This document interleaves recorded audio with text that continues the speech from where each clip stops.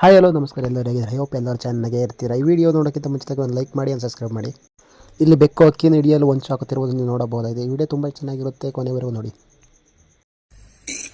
ಅಣ್ಣ ಸಖತ್ ಆಕ್ಟಿಂಗ್ ಮಾಡ್ತಿದ್ದೆ ಕಣ, ಕಲಾವಿದ ಕಣ. ನಮಸ್ಕಾರ ಕಣ, ನೀನು ನಮಸ್ಕಾರ. ರಾಮಾಯಣದಲ್ಲಿ ಬರೋ ರಾವಣನಿಗೆ 10 ತಲೆ ಇದ್ರೆ ಈ ಮಹಾನುಭಾವನಿಗೆ ಒಂದೇ ತಲೆಯಲ್ಲಿ 10 ಮೆದುಳಿದೆ ಅಂತ ಗೊತ್ತಾಯ್ತು.